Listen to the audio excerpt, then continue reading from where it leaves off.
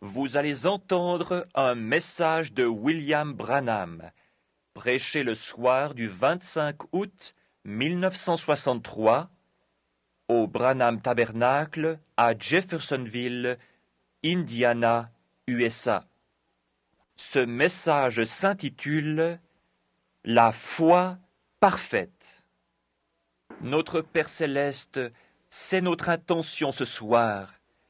Nous nous sommes rassemblés afin de croire, simplement croire, le Seigneur Jésus. Il y a ici ce soir ceux qui sont malades et affligés, et nous avons consacré notre service à la guérison des malades et des corps brisés. Comme le frère vient de chanter ce magnifique cantique, alors Jésus vint. Puisses-tu, Seigneur, venir sur la scène pour nous ce soir et guérir tous ceux qui sont affligés, et ainsi il n'y aura pas une seule personne infirme au milieu de nous ce soir. Accorde-le, Seigneur, et aide-nous alors que nous regardons à la parole pour trouver la foi suffisante pour cette heure. Nous te le demandons dans le nom de Jésus. Amen. Il y a une paire de lunettes ici que quelqu'un a perdue et qui a été trouvée dans l'église. S'ils vous appartiennent, elles sont ici sur l'estrade, sur la chaire. Je sais que beaucoup travaillent et qu'ils doivent rentrer tôt chez eux. Ainsi, je ne parlerai pas très longtemps, et ensuite, il y aura une ligne de prière pour les malades. Cela me donne une occasion de me rattraper en m'occupant de quelques-unes des urgences qui étaient dans la pièce d'à côté, et que j'ai examinées juste avant d'entrer, et aussi cet après-midi. Certaines d'entre elles sont bien sûr très très graves et violentes. J'ai fait des visites afin de prier pour les malades, et j'ai vu la main de notre Seigneur Jésus guérir les malades et les affligés. Oh, comme il est merveilleux! Nous n'avons pas ces services de guérison très souvent, car généralement, le Saint-Esprit vient s'il y a un cas d'urgence et le discerne très vite. Il le désigne et dit quelque chose à ce sujet. Quant aux autres, peut-être que ce n'est rien de très grave et alors nous les laissons de côté. Je pensais qu'étant ici 2 fois aujourd'hui, il faudrait que nous consacrions un service à la prière pour les malades.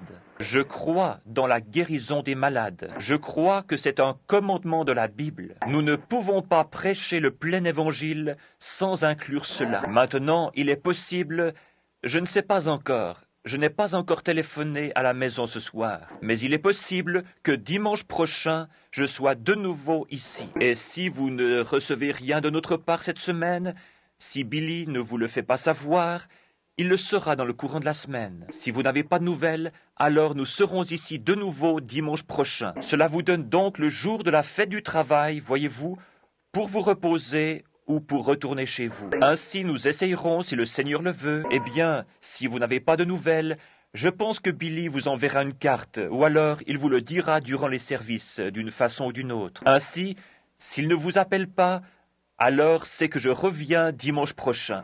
Frère Neville, si c'est en ordre que je revienne.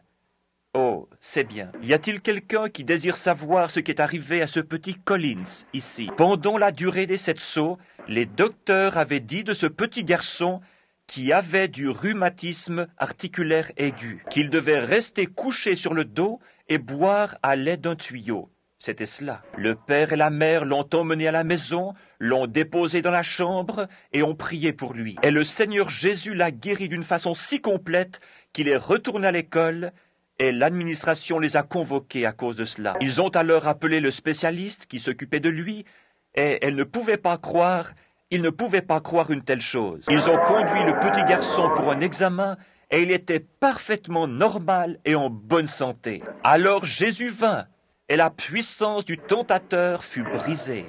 Vous savez, c'est étrange, j'allais demander à quelqu'un de chanter ce cantique ce soir. Et alors que je m'occupais des personnes dans la pièce d'à côté, voici quelqu'un qui le chante ici. Alors Jésus vint. Si on ne l'avait pas chanté, j'aurais demandé à quelqu'un de le faire avant que je ne prenne la parole ce soir. Ainsi, il fait toutes choses parfaitement. Maintenant, beaucoup d'entre vous qui avez une longue distance à parcourir vont attendre jusqu'au matin. Et j'apprécie cet effort. Certains d'entre vous rentreront chez eux ce soir parce qu'ils doivent reprendre le travail demain matin de bonne heure. Et je sais que c'est pénible. Et alors, quand je pense à cela, j'ai aussi des passes, vous savez, où j'ai le cafard.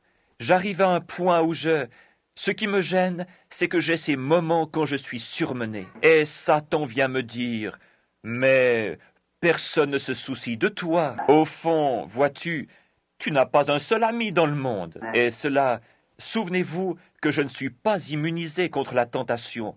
Je dois surmonter cela. Alors, quand je regarde en arrière et que je vois quelque chose comme ceci, je le lui mets sous les yeux et je dis « Et puis ça ?» Cela m'aide à vaincre. Et puis ça, alors, c'est comme pour un certain de mes amis qui est assis dans la salle ici. Il y a un clan, une sorte de clan qui ne croit pas dans la guérison divine, qui est venu récemment vers ce jeune homme et lui a dit « Cette histoire qu'il prêche là-bas au sujet de cette guérison divine, cela ne vaut rien. Cet homme habite dans le Kentucky, tout près d'une vieille dame qui, lorsque nous étions au camp d'Acton, se mourait du cancer.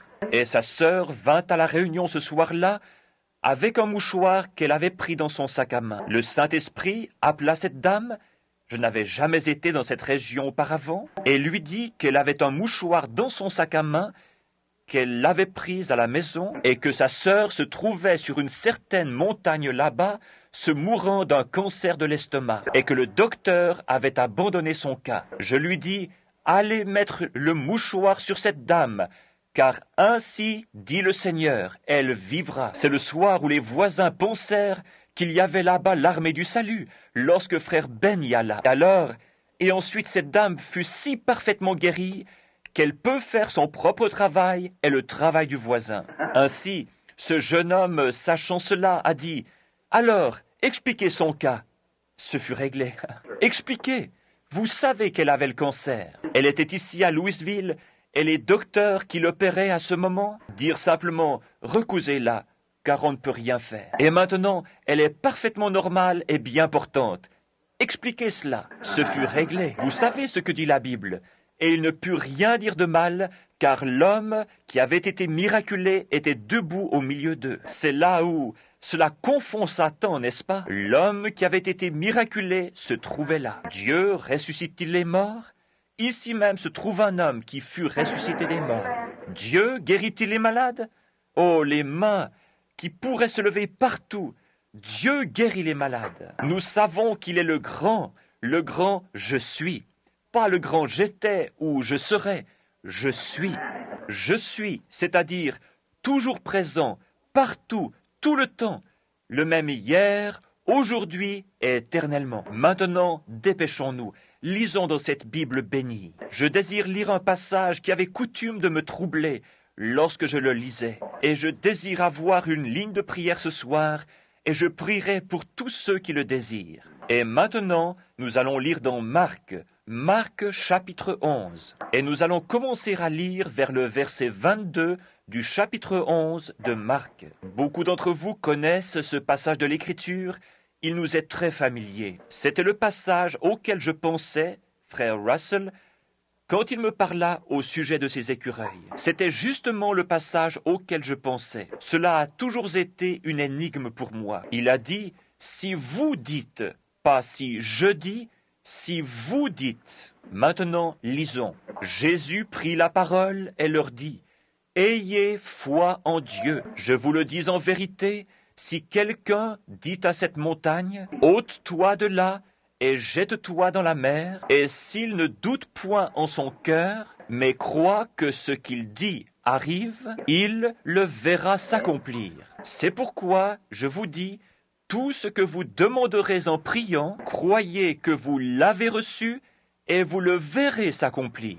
Et lorsque vous êtes debout, faisant votre prière, si vous avez quelque chose contre quelqu'un, pardonnez, afin que votre Père, qui est dans les cieux, vous pardonne aussi vos offenses. Mais si vous ne pardonnez pas, votre Père qui est dans les cieux ne vous pardonnera pas non plus vos offenses. Ainsi, la foi est basée sur le pardon.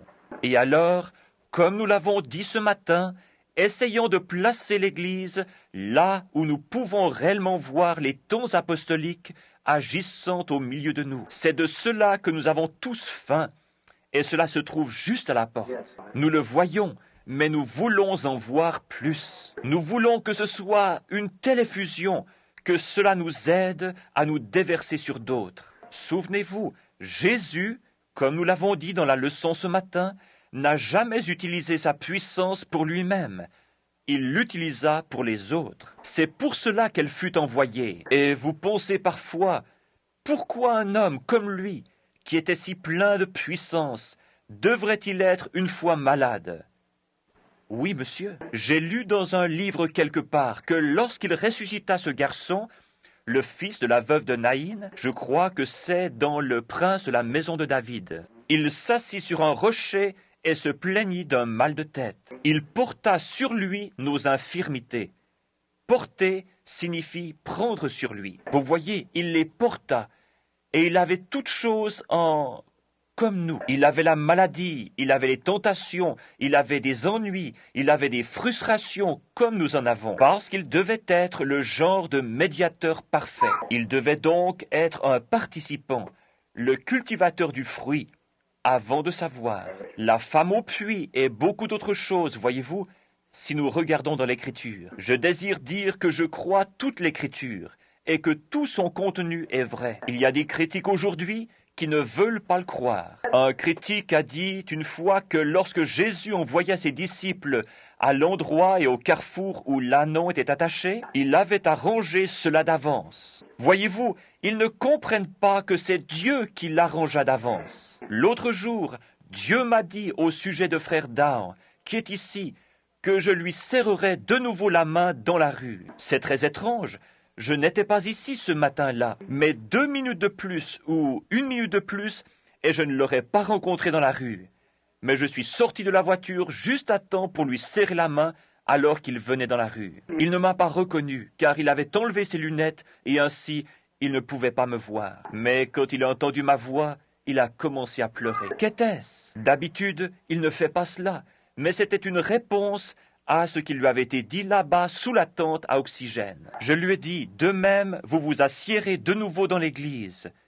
C'était le désir de son cœur. Lorsque nous eûmes une réunion à Chicago, il voulait y aller. Son cœur le désirait. Je lui envoyai un télégramme de salutation de notre part et de la part des enfants, lui disant que nous prions afin qu'il guérisse rapidement. Et un frère bienveillant qui le visitait nous rapporta qu'il voulait tellement venir. Le voici avec nous ce soir, voyez-vous. Cela n'était pas arrangé d'avance. C'est le même Dieu qui a arrangé cela. Il fait concourir toutes choses parfaitement et au moment précis. Un critique a dit une fois, « Ce n'est pas étonnant que Jésus ait pu prendre 5 pains et en nourrir 5000. Car, dit-il, les pains étaient plus gros en ce temps-là, et il a simplement coupé chaque pain pour en nourrir 1000. Je vous ferai remarquer que c'est ce qu'un petit garçon avait pour son dîner. Un petit garçon transporta 5 miches de pain qui purent nourrir à satiété 5000 personnes. Et ensuite, n'y eut-il pas 12 paniers pleins qu'ils emportèrent? Voyez-vous, ce ne sont que des critiques, c'est tout. Cela ne change pas la parole de Dieu. Elle continue d'être la même. Nous voulons maintenant parler de la foi, mais d'un type de foi différent. La foi parfaite. C'est une grande chose. Or, la foi, la Bible nous dit que la foi vient de ce qu'on entend. Maintenant, vous ne pouvez pas être sauvé sans la foi. Et la foi vous fait croire à l'existence de quelque chose que rien d'autre ne déclare si ce n'est la foi. J'essaye maintenant de vous amener à recevoir la foi afin que vous puissiez être prêts pour cette ligne de prière dans quelques minutes. Maintenant, la foi. Il faut que celui qui s'approche de Dieu croit que Dieu existe. Et il est impossible de plaire à Dieu sans la foi. Vous ne pouvez pas lui plaire. Et si vous dites que vous croyez en Dieu, vous ne l'avez jamais vu. Vous devez donc le croire par la foi. Et si vous pouviez le voir, ce ne serait plus la foi, voyez-vous. Tout ce que les sens déclarent, ce n'est plus la foi. C'est un fait scientifique. Voyez-vous, ce n'est plus la foi. Mais vous devez l'accepter, lui, par la foi. Et celui qui s'approche de Dieu doit croire en Dieu. Et la foi vient de ce qu'on entend la parole de Dieu. Voyez-vous? Vous devez croire premièrement que ceci est la parole de Dieu. Et vous devez venir à Dieu par la parole. Voyez-vous? Prenez simplement la parole, ce qu'elle dit, et dites, c'est juste. Toutes les autres choses qui lui sont contraires ne sont pas justes. Abraham dut croire simplement ce que cette voix lui avait dit. Et lorsqu'il fut âgé de 100 ans, 25 ans plus tard, il croyait cela plus fort que 25 ans plus tôt lorsque cela lui fut donné. Voyez-vous, il le croyait, et il ne douta pas par incrédulité de la promesse de Dieu, mais il fut fortifié, donnant gloire à Dieu, sachant qu'il pouvait accomplir ce qu'il avait promis. Et c'est ainsi que chacun doit être. Vous devez venir avec une foi infaillible, croyant que Dieu a fait la promesse. Mais maintenant, vous devez être dans une certaine position pour avoir cette foi. Et c'est de cela que nous allons parler, voyez-vous, afin de recevoir cette foi. Dans Hébreux, le livre des Hébreux, au chapitre 11, il nous est dit que la foi est la substance des choses qu'on espère.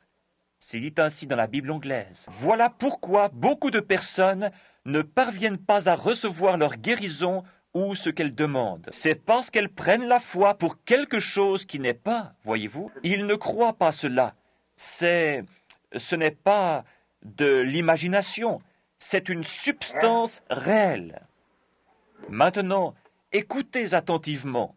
Voyez-vous, ce n'est pas ce que vous imaginez. C'est aussi réel pour vous que ce que n'importe quel autre sens de votre corps vous déclare. C'est aussi réel que si mes yeux déclarent « ceci est un morceau de papier ». C'est aussi réel que de dire que ceci est une lampe. C'est aussi réel que de dire « je sens ma veste ». C'est aussi réel que d'entendre ce bébé là-bas parler ou faire de petits bruits. Voyez-vous, c'est aussi réel que d'entendre de la musique. C'est aussi réel que tout ce que je goûte dans ma bouche. C'est à ce point réel, seulement vous ne pouvez pas le montrer à quelqu'un d'autre. Vous seul l'avez. Amen. C'est à vous. La foi est la substance, pas simplement un mythe. Tellement de personnes viennent. Maintenant, ce sont des leçons vraiment profondes. Je les effleurerai seulement. Ensuite, vous pourrez encore creuser. Notez bien, c'est quelque chose que vous possédez, pas de l'imagination, si vous l'avez réellement. C'est aussi réel pour vous que n'importe quelle autre chose qu'il puisse y avoir. C'est aussi réel pour vous que de savoir que vous roulez en automobile. Aussi réel pour vous que de savoir que vous êtes assis dans une église. Aussi réel pour vous que d'entendre ma voix. C'est une substance. Pas une imagination, pas une émotion, mais c'est quelque chose que vous avez. Et cela vous vient en entendant la parole de Dieu, et cela seulement. La foi vient de ce qu'on entend, et de ce qu'on entend la parole de Dieu. Cela fait alors que votre foi n'est pas dans un individu. Elle n'est pas dans un homme, elle n'est pas dans une organisation, elle n'est pas dans un groupe de gens. Elle est en Dieu. Parce que Dieu est la parole. Votre foi est en Dieu. La foi vient en entendant la parole de Dieu. Alors quand Dieu, par sa parole, pas par ce que quelqu'un d'autre a fait, ni par ce que quelqu'un d'autre a dit, mais par ce que la parole de Dieu dit. Il dit que toute parole d'homme soit mensonge, est la mienne reconnue pour vraie. Si vous voyez quelqu'un faire quelque chose, par une parole, un acte de Dieu, une promesse de Dieu, beaucoup diront « Je peux aussi faire cela », mais c'est de l'imagination. Et quand ils le font, vous les retrouvez ensuite naufragés quelque part. Cela doit être une substance. Or, c'est potentiellement de la foi. C'est quelque chose qui vous amènerait à la foi. Potentiellement c'en est. C'est comme si vous me demandiez un chêne et que je vous donne un gland. Potentiellement, vous avez un chêne, mais il ne s'est pas encore développé. Mais quand il pousse vraiment, c'est un chêne. Et quand vous imaginez que Dieu fait ceci, mais quand cela vous est révélé, c'est alors de la foi, une foi parfaite qui ne peut faillir. C'est la raison pour laquelle ces visions sont si extraordinaires pour moi. Parce qu'elles ont été reconnues justes chaque fois, voyez-vous. Et je sais qu'il a promis cela. Il a promis cela dans sa parole, et il vient ici et le promet pour ce jour. C'est pourquoi vous savez où vous vous tenez, quand c'est lui qui le dit. Vous voyez? Cela me donne de la foi, parce qu'il ne fait rien qui soit contraire à sa parole écrite, voyez-vous. Si c'était contraire à la parole, je ne pourrais pas avoir foi en cela. Cela nous ramène directement à la parole, voyez-vous, la foi qui vient en entendant la parole de Dieu. Vous devez entendre la parole. La parole de Dieu est cette parole entièrement suffisante. Cette parole est tout ce dont vous avez besoin. La foi est la substance. Et dans Hébreux, nous découvrons ce qu'était la foi et ce que firent ceux qui l'avaient. Il y a souvent des personnes qui ont la foi aujourd'hui et qui demain ne l'ont pas. Et le jour suivant, il y a autre chose. Mais aussitôt que Dieu l'ancre et que vous le voyez, il n'y a plus rien qui pourra vous ébranler. Sans quoi, vous ne faites que tâter, tendre vers cela, présumer. Et présumer signifie se hasarder sans autorité. Vous essayez ceci et vous essayez cela, vous allez de ce côté, vous courez ici et vous courez là. Vous n'avez pas encore la foi. Mais quand, c'est-à-dire ce que nous appelons la foi, excusez-moi, je veux que vous... Merci frère. Je veux maintenant que vous compreniez ceci. L'Église doit s'élever dans la puissance de Dieu. Nous sommes trop près de la fin maintenant. Je crois que l'Église est en état de recevoir l'enseignement de choses un peu plus profondes et d'en faire sortir un peu de cette soi-disant croyance afin d'entrer dans quelque chose de réel. Voyez-vous? Ce doit être quelque chose que vous savez. Et si vous dites, frère Branham, cela n'est pas la lumière. Pourtant, je sais que c'est la lumière. Comment savez-vous que c'est la lumière? Je la regarde. Mais comment savez-vous que vous ne pourriez pas être dans l'erreur? Ma vue m'a toujours déclaré que cela était la lumière. Voyez-vous? Et c'est la raison pour laquelle je crois ces visions.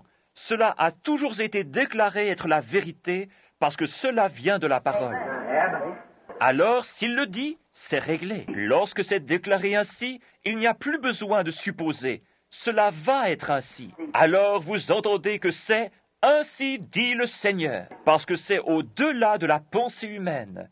C'est en haut dans les domaines de la pensée du Seigneur. Mais vous êtes ici comme le cep, comme un sarment qui produit le fruit qui est dans le cep. Voyez-vous, Dieu utilise des hommes, et uniquement des hommes. Dieu n'utilise pas des machines. Dieu n'utilise pas des groupes d'hommes. Dieu n'utilise pas des organisations. Dieu utilise des individus. Toujours. La foi est la substance et par elle, nous comprenons comment toutes ces choses sont faites. Ce n'est pas une imagination, c'est une substance. Et spécialement la foi parfaite. C'est de cela que je parle ce soir. Comment arriver à la foi parfaite? Ce n'est pas une imagination. Il y a des personnes qui viennent et qui disent « Oh, j'ai vraiment la foi! Oh, je l'ai vraiment !» Alors, pourquoi êtes-vous debout ici? Voyez-vous? Vous voyez, vos actions prouvent que vous n'avez pas ce dont vous parlez. Voyez-vous? Si vous avez la foi, alors pourquoi êtes-vous dans la ligne de prière? Voyez-vous? Pourquoi faites-vous ces choses? Voyez-vous? Si vous aviez la foi parfaite, vous regarderiez directement à Dieu, vous croiriez et vous vous en iriez. Vous n'auriez pas besoin de venir dans une ligne de prière. Vous n'auriez pas besoin de ces choses, parce que votre foi l'a déjà fait. Voyez-vous? À quoi servirait-il que je dise « Je dois mettre une chemise. Je porte une chemise. » Comment savez-vous que vous portez une chemise? Eh bien, je la vois, je la sens, et je sais qu'elle est là. C'est à ce point réel lorsque la foi parfaite s'accroche. Vous n'avez rien besoin de plus. C'est déjà fait, vous le savez. Comment le savez-vous? La foi me le dit. C'est cela, voyez-vous. Comprenez-vous maintenant ce que je veux dire? Au sujet de la foi parfaite? Maintenant, en d'autres termes, je me risque à sortir. Eh bien, j'irai. La Bible dit, appelez les anciens pour qu'ils fassent l'onction d'huile et qu'ils prient pour cela. Je le sais, et j'irai là-bas. Et vous dites, je vais être guéri. Vous voyez, vous le faites par vous-même. Si vous ne faites pas attention, vous allez vous emballer. Et alors que vous passez par là, vous dites, oh, je n'ai pas encore. C'est cela. Vous n'aviez pas la foi. Votre foi véritable le fera à ce moment-là. Votre foi véritable vous le rendra si réel que... Regardez la petite femme avec la perte de sang. Elle dit, si seulement je peux toucher le bord de son vêtement, je serai guérie. Et aussitôt qu'elle le fit, elle dit qu'elle sentit au-dedans d'elle que sa perte de sang s'était arrêtée. Elle le crut réellement. Et quand elle le toucha, pour prouver qu'elle s'était arrêtée, Jésus se retourna et dit, « Qui m'a touché ?» Ceci est la foi parfaite. Et cette même foi parfaite, ce soir, touchera Jésus-Christ comme elle le fit alors. La femme vint avec une foi parfaite à ce moment-là. Maintenant, nous voyons qu'au commencement, les disciples n'avaient pas cette foi parfaite. Ils ne l'avaient pas parce qu'ils avaient eu Christ et qu'ils avaient marché avec lui. Mais ensuite, ils eurent Christ en eux. Par conséquent, vous voyez qu'il est difficile d'avoir cette foi parfaite sans le Saint-Esprit. Il doit la susciter, il le fait. Maintenant vous dites, les disciples n'avaient pas la foi parfaite? Non, car ils avaient là un enfant épileptique et ils essayaient de chasser ce démon hors de lui. Mais ils ne purent pas le faire. Et le Père, voyant Jésus venir, lui dit, « Nous avons amené mon fils vers tes disciples, mais ils n'ont pu le guérir. » Voyez-vous? Et ensuite, les disciples dirent à Jésus, « Pourquoi ne pouvions-nous pas le guérir ?» Et Jésus leur dit, « À cause de votre manque de foi, de votre incrédulité. » C'est juste. À cause de votre incrédulité. Maintenant, souvenez-vous qu'ils avaient la puissance. Jésus leur avait donné la puissance pour guérir les malades, ressusciter les morts et chasser les démons juste quelques jours avant. Ils avaient la puissance, mais pas la foi pour utiliser la puissance. Maintenant, voilà le Branham Tabernacle. Voilà l'Église, l'épouse aujourd'hui. Le Saint-Esprit est ici, avec la puissance. Mais vous n'avez pas cette foi pour l'animer. Voyez-vous ce que je veux dire? Il faut de la foi pour l'animer. Tenez, j'ai une cartouche que j'ai chargée à la main. Je sais ce qu'elle fera selon la balistique, de même que la parole. Mais je dois tirer un coup de feu. Le feu doit arriver à la poudre. La poudre a la puissance, mais elle doit avoir le feu pour l'allumer. Et c'est la même chose. La poudre est dans la cartouche, mais elle a besoin de la foi pour l'allumer et la projeter dehors. C'est cela qu'il faut, la foi parfaite pour mettre le feu à la puissance du Saint-Esprit que nous avons maintenant depuis qu'il est venu sur nous. La foi pour mettre le feu, pour voir de grandes choses. La foi, quelque chose qui vous présente cela. Avec un cœur plein de joie, vous marchez dans la chambre de malade, sachant exactement ce que vous allez dire. Vous y pénétrez en sachant ce qui va arriver, car quelque chose a déjà été révélé, et vous le savez. Alors vous entrez et dites, « Au nom de Jésus-Christ, levez-vous de là. » Ainsi dit le Seigneur. Vous y êtes, c'est la foi parfaite. S'il y avait 10 millions de personnes à cet endroit, disant que cela n'arriverait pas, vous savez que cela arrivera de toute façon, parce que vous le savez. Cela arrivera, peu importe ce que quiconque peut dire. Vous êtes celui qui a la foi. Pourriez-vous vous imaginer Josué rassemblant les anciens d'Israël et leur disant, « Hé, frères, nous sommes les serviteurs du Seigneur, et j'aimerais que vous lui demandiez s'il serait d'accord de nous donner un peu plus de lumière solaire, et de retenir le soleil pendant un petit moment. » Non, il en avait besoin, et sans prière, sans rien, il en avait besoin, et il commanda simplement au soleil. Il dit, « Arrête-toi là, j'en ai besoin. Je suis au service du Seigneur, et il m'a envoyé ici pour faire ce travail, et je le fais le mieux possible. Mais l'ennemi s'est rassemblé, et il est par ici. Si je laisse le soleil descendre, ils se rassembleront et me causeront plus d'ennuis. C'est pourquoi, arrête-toi, et toi lune aussi. Amen. » Elle resta là pendant 24 heures. Maintenant, si le monde tourne, et qu'il l'ait arrêté, et que le soleil soit resté à un endroit sans se déplacer, qu'est-il alors arrivé? Maintenant, si vous ne croyez pas cela, vous devenez un infidèle. Et alors, si vous le croyez, vous vous mettez la science à dos. Parce qu'ils disent que si le monde s'arrêtait, il tomberait. Ainsi, qu'en est-il? Si vous dites que la parole de Dieu n'est pas juste, alors vous êtes un infidèle, voyez-vous. Mais cela arriva, c'est le principal. Je n'en connais pas la mécanique, mais cela arriva. Je ne connais pas la mécanique du Saint-Esprit, mais je sais qu'il tomba sur moi. Je ne peux pas en dire la mécanique, mais j'en connais les bénédictions. Tout ce que je désire connaître, ce sont les bénédictions du Saint-Esprit. Et la mécanique, c'est lui qui l'a fait marcher, c'est son secret. Ce garçon ne put pas être guéri, parce que les disciples avaient la puissance. Jésus leur avait donné la puissance pour guérir toutes sortes de maladies, pour chasser les démons, pour purifier les lépreux et pour ressusciter les morts. Il leur avait donné la puissance, mais ils n'avaient pas la foi pour exploiter la puissance qu'ils avaient. Alors ils questionnèrent Jésus et lui dirent, « Mais pourquoi n'avons-nous pas pu le faire ?» Or, souvenez-vous qu'ils avaient la parole, et la parole était à leur chair. Et la parole leur dit, « Je vous donne la puissance. » Amen. Je vous donne la puissance. Et ils avaient la puissance, mais ils n'avaient pas la foi pour actionner la parole qui était en eux. Voyez-vous ce que je veux dire? Mais Jésus l'avait. Il était la parole et il avait la foi que ce qu'il disait arriverait. Il dit, « Oh, amenez-le ici. Jusque à quand vous supporterai-je » Il avait la foi avec sa puissance. Comment l'avait-il? Il dit, « Je ne peux rien faire de moi-même. » Pourquoi? Parce qu'il avait confiance en ce qu'il était. Il avait confiance dans le fait qu'il savait qu'il était la parole. Et il avait foi en Dieu qui avait fait de lui la parole. Il était Dieu, la parole. Et elle était en lui, et cela lui donna la foi parce qu'il comprit sa position. Il savait ce qu'il était, parce que l'Écriture avait dit qu'il était ceci. Chaque passage de l'Écriture s'enchaînait pour prouver qu'il était exactement ce que l'Écriture avait dit qu'il serait. Et il savait ce qu'il était. C'est pourquoi il avait confiance en ce que Dieu avait fait de lui. S'il fit ainsi, alors ne pouvons-nous pas, comme croyants, avoir confiance en ce que Dieu a fait de nous? Voici les signes qui suivront ceux qui auront cru. Il avait foi en ce qu'il était. Et si vous êtes un croyant, vous avez foi en ce que vous êtes. Vous êtes un croyant. Et si vous avez foi en Dieu, la Bible dit, si notre cœur nous condamne, nous ne pouvons pas avoir la foi. Mais si notre cœur ne nous condamne pas, nous avons alors la foi. Nous avons de l'assurance envers Dieu. Si vous voulez le lire, cela se trouve dans Jean 3, 21.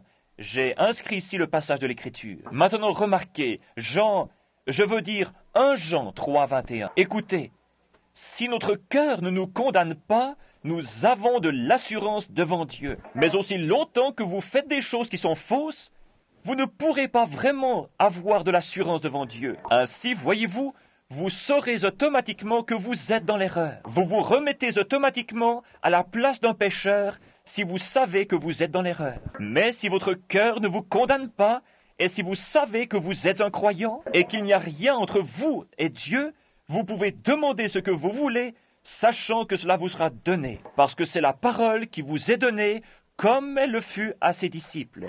Alors, la seule chose que vous devez faire, c'est d'avoir foi en ce que vous êtes. Ayez foi dans ce que la parole dit que vous êtes. Jésus avait foi dans la parole de Dieu qui disait ce qu'il était. Il est écrit de moi. David, dans les psaumes, les prophètes et tous les autres, n'ont-ils pas parlé de lui? Je suis le pain de vie qui vient de Dieu et qui est descendu du ciel. Amen. Je suis cet arbre de vie du jardin d'Éden. Je suis toutes ces choses.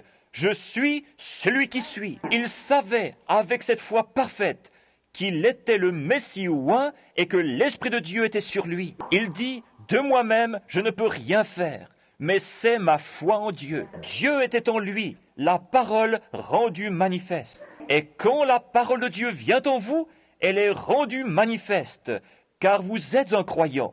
Voyez-vous? Et un croyant, c'est la foi de Dieu agissant en vous. Vous aimez ça? J'aime enseigner ce qu'est réellement la foi. Il savait qui il était. Et sans l'ombre d'un doute, il savait qu'il était le Fils de Dieu. Il le savait. Car la parole de Dieu identifiait qui il était. Il dit, si je ne fais pas les œuvres de mon Père, alors ne me croyez pas. Si je ne fais pas ces œuvres-là, ne me croyez pas. Mais si je les fais, alors croyez en elles, car elles sont la manifestation de la parole qui avait été promise. Oh, si seulement vous pouviez vous éveiller à cela une minute. Vous voyez, la parole elle-même identifiait qui il était. Et il dit, qui de vous me convaincra de péché? En d'autres termes, qui peut me montrer que ma vie et mes œuvres n'accomplissent pas exactement ce qu'on attend du Messie?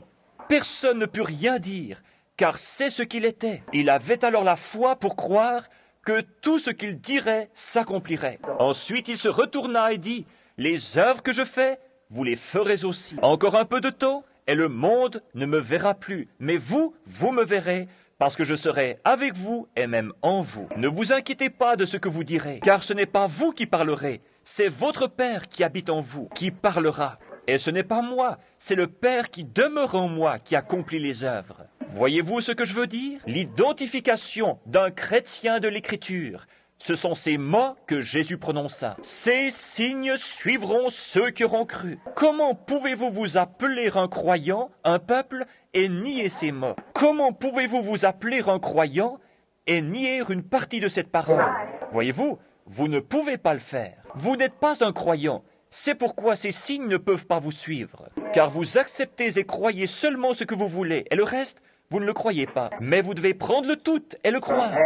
Et lorsque vous croirez vraiment, pas soi-disant croire, mais réellement croire, alors ces signes suivront ceux qui auront cru. Oh, pourriez-vous comparer un chrétien d'aujourd'hui avec ces chrétiens d'antan? Voyez combien ces disciples marchaient dans la puissance de l'Esprit, poussés par le Saint-Esprit, tel un prisonnier, comme je l'ai prêché l'autre soir, un prisonnier de la parole et de la volonté de Dieu. Il ne pouvait même pas bouger avant que Dieu ne le pousse à le faire. N'aimeriez-vous pas voir une telle église se lever? Elle le fera. Nous retournons à cela. Cela doit arriver. C'est vrai, c'est en route maintenant, je crois, car la parole l'a identifié, a identifié ce qu'il était. Et la même parole nous identifie. Voyez-vous, si un homme m'aime, il gardera mes commandements. S'il dit qu'il m'aime et qu'il ne garde pas chacun de mes commandements, c'est un menteur et la vérité n'est même pas en lui. Vous dites, je ne crois pas tout. Alors, c'est que vous n'êtes qu'un incroyant, c'est tout. Si la Bible dit, alors c'est juste. Et c'est ainsi pour l'éternité. Ce que la Bible dit, c'est la vérité. Remarquez ce qu'il nous a dit. Si vous demeurez en moi et que ma parole demeure en vous. Jean 15. Si vous demeurez en moi, si vous avez foi en lui, si vous demeurez en moi et que ma parole demeure en vous, alors vous demandez ce que vous voulez. Vous voyez, il savait qui il était. C'est pourquoi il avait la foi. La foi put produire lorsqu'il sut ce qu'il était. Si vous demeurez en moi et que ma parole demeure en vous, alors vous savez qui vous êtes. Demandez ce que vous voudrez et cela vous sera accordé. Ne serait-ce pas merveilleux ce soir si tous ceux qui viennent dans cette ligne de prière disaient « Je suis un chrétien, rien ne me condamne. Je sais que mon cœur ne me condamne pas. Quelque chose me dit que ce soir, c'est la fin de ma souffrance. Si vous croyez, vous repartirez d'ici avec quelque chose. Peu importe avec quelle émotion vous venez ou ce que vous faites, cela ne marchera pas avant que cette foi parfaite ne soit manifestée et identifiée en vous comme une substance. Mais lorsqu'elle est là, rien ne peut plus vous ébranler et vous en détacher. Si vous aviez le cancer et que le docteur vous ait dit hier que vous alliez mourir avant lundi matin, votre cœur est atteint, vous ne pouvez plus respirer, le cancer vous a rongé complètement, votre circulation sanguine s'est entièrement transformée en cancer, quel que soit votre état, et que quelque chose vienne avec la substance de cette foi véritable, que la foi parfaite devienne une substance en vous, vous ririez au nez de ce docteur. Vous seriez comme le vieil Élie, lorsqu'il marchait devant l'idole et disait « Pourquoi n'appelez-vous pas un peu plus fort ? Peut-être qu'il est occupé. » Il savait ce qu'il allait faire, car Dieu lui avait dit ce qui allait arriver. Il dit que le Dieu qui répondra par le feu soit Dieu. Ils dirent « Nous acceptons cette proposition. » Et ils versèrent de l'eau sur les autels, ils se firent des incisions et firent tout le reste. Ils appelèrent « Ô Baal, réponds-nous » Élie était aussi calme que possible. Il dit « Appelez un peu plus fort, il est peut-être occupé. » Il est peut-être à la pêche. Il fait peut-être quelque chose d'autre, vous voyez. Il est parti quelque part. Il se moqua d'eux parce qu'il savait que cela allait arriver. Oh, regardez ce qu'il fit lorsque tout fut en ordre. Il alla là-bas et dit « Éternel, Dieu d'Abraham, d'Isaac et d'Israël. » Il n'utilisa pas le nom de Jacob, filou. Il l'appela Israël, prince avec Dieu. Éternel, Dieu d'Abraham, d'Isaac et de ce prince Jacob. Que l'on sache aujourd'hui que je suis ton serviteur et que j'ai fait ceci non selon mon désir ni de moi-même, mais sur ton ordre, selon ta volonté, et que c'est toi qui m'as dit ce qu'il fallait faire. Tu m'as montré que ces choses seraient ici. Maintenant, j'ai versé l'eau sur l'autel. J'ai fait toutes ces choses selon ton commandement. Maintenant que cela se sache. Et quand il eut dit cela, le feu tomba des cieux. Il avait confiance qu'il tomberait parce qu'il avait la substance. Pourquoi ? Parce que la parole l'avait dit. La Bible est la même parole de Dieu. Et quand vous pouvez recevoir la substance, ce qui est la foi parfaite, la substance que cette promesse faite par Dieu vous appartient? Comment vous sentez-vous, frère Branham, quand vous êtes là, debout, et que vous voyez venir des personnes parlant dans différentes langues? Avez-vous peur?